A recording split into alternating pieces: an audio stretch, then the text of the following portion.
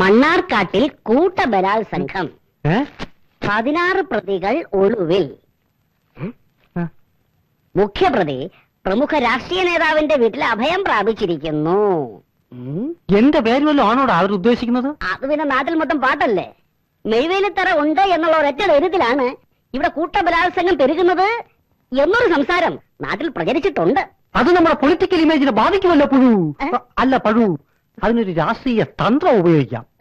അതെന്താണ് നേതാവേ? നമ്മുടെ പാർട്ടിയുടെ മഹിളാ സംഘടന നാളെ ഒരു കൂട്ടധർണ സംഘടിപ്പിക്കണം. ഞാനത് ഉദ്ഘാടനം ചെയ്യുന്നു. ഇന്ന് തന്നെ നഗരത്തിലെമ്പാടും പോസ്റ്റർ നിരന്നിരിക്കണം. അപ്പോ അതിനു വേണ്ടിയുള്ള പണത്തിന് തുടങ്ങണ്ട നേതാവേ? അത് തന്നെയാണല്ലോ ആദ്യത്തെ പരിപാടി. Hello, Mezhuvelithara speaking.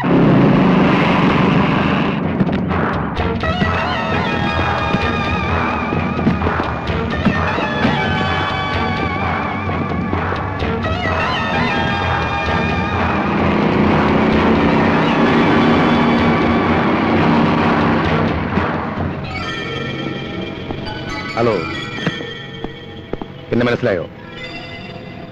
ഞാൻ വിൽസൺ പാറയക്കാരൻ. ഓ വിൽസൺ, നീ എന്നാടാ പാറയക്കാരനായത്? നിന്നെ കണ്ടിട്ട് മനസ്സിലായില്ലല്ലോ. എനിക്ക് മനസ്സിലായി. മഹേന്ദ്രേട്ടന് പഴയ വിൽസന് മറക്കാൻ പറ്റുമോ? നീ ഇവിടെ എന്ത് ചെയ്യുന്നു? ഞാനിവിടെ കൊച്ചു കൊച്ചു ബിസിനസ്സുകളുമായി കഴിഞ്ഞുകൂടുന്നു. നിന്നെ കണ്ടിട്ട് ചെറിയ ബിസിനസ് ആണെന്ന് തോന്നുന്നില്ലല്ലോ. എന്താ പരിപാടി? Real estate. ഇവിടെ ഞാനൊരു സാമ്രാജ്യം പടുത്തുയർത്തിയിട്ടുണ്ട്. Very good. എനിക്ക് അന്നേ അറിയാം നീ രക്ഷപ്പെടുമെന്ന്. പണ്ടേ നിന്റെ കൗശലങ്ങൾ കുറെ കണ്ടവനല്ലേ ഞാൻ. നമുക്കെന്റെ ഓഫീസിലേക്ക് പോകാം. വർഷങ്ങൾക്ക് ശേഷം കാണുന്നതല്ലേ, ഒരുപാട് വിശേഷങ്ങളുണ്ട് പറയാൻ. ഏതായാലും നിന്നെ കണ്ടത് നന്നായി. ഇവിടെ ചിലപ്പോ നിന്റെ സഹായം വേണ്ടിവരും. തീർച്ചയായും. Okay, come on.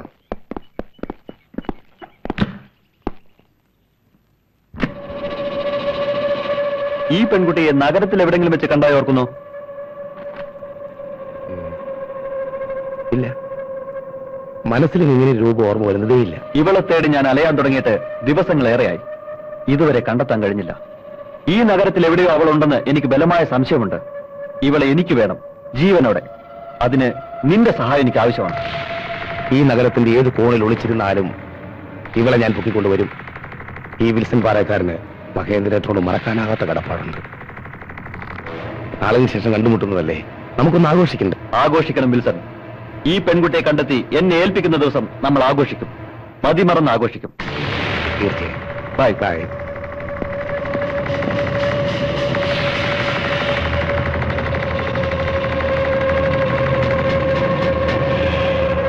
ആരവിടെ?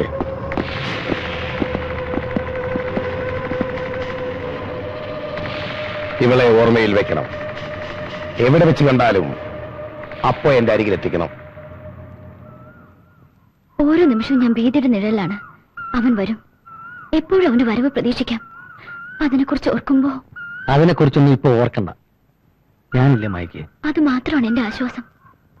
നമ്മുടെ ഈ അടുപ്പം എത്രയും വേഗം അപ്പുവിനെ അറിയിക്കണം. അല്ലെങ്കിൽ അപ്പു എന്നോട് വല്ലാതെ അടുപ്പം കാണിക്കുന്നു.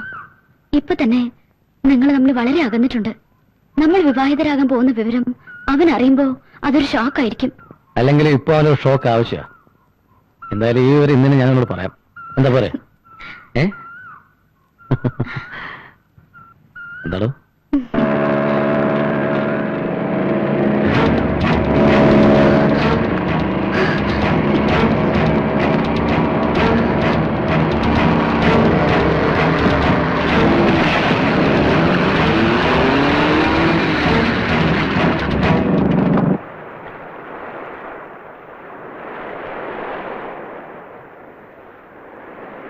എന്തിനാ എന്നെ ഇവിടെ വിളിച്ചുകൊണ്ടെന്ന് പറയാം.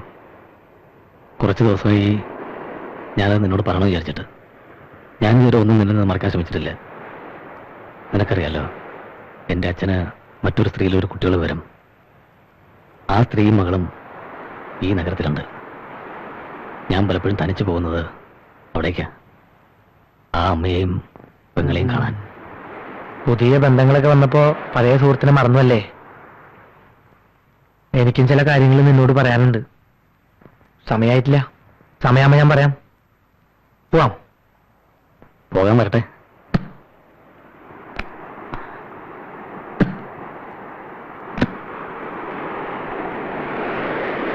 ഞാൻ പറയാമെന്നത് മുഴുവൻ പറഞ്ഞു കഴിഞ്ഞിട്ടില്ല. ഞാൻ കല്യാണം കഴിക്കാൻ തീരുമാനിച്ചു. ആഹാ, കല്യാണോ? ഇത്ര പെട്ടെന്നോ? ഏതാ പെണ്ണ്? നമ്മുടെ മായ. അത് നീ മാത്രം തീരുമാനിച്ചാ പോരല്ലോ. മായയും കൂടെ ചേർന്നെടുത്ത തീരുമാനം.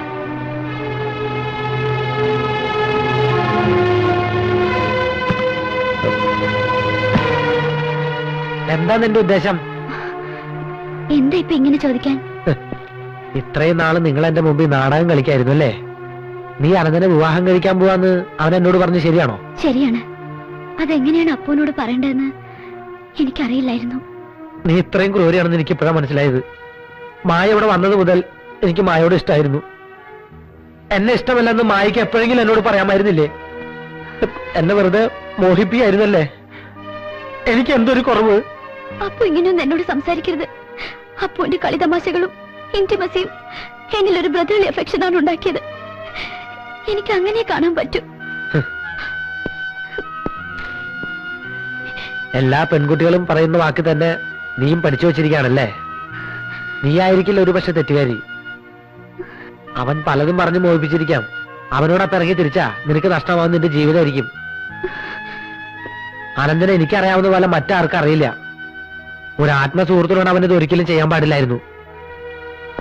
എന്ത് ചെയ്യാൻ പാടില്ലായിരുന്നെന്നാ?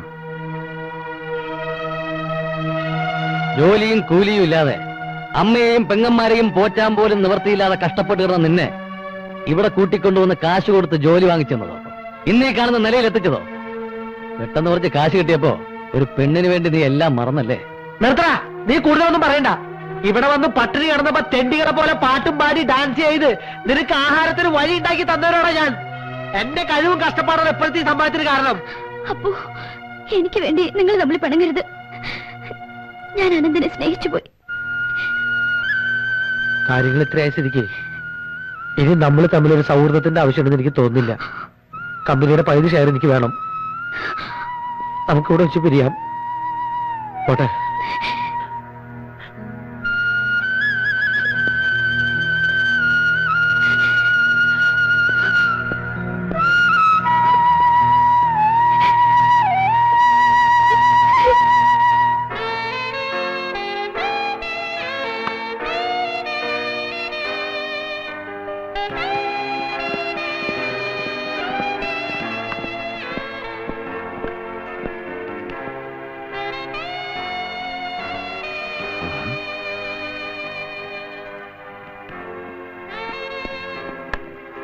എന്താ സുഹൃത്തെ, ഇന്ന് ഒറ്റയ്ക്കാണല്ലോ?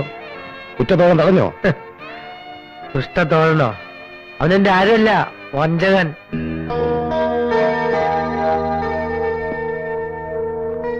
ഇപ്പൊ അങ്ങനെയായോ? കാശുണ്ടായപ്പോ സുഹൃത്തിനെ തടഞ്ഞിരിക്കും അല്ലേ? ഇനി ഞാൻ ഒറ്റയ്ക്ക.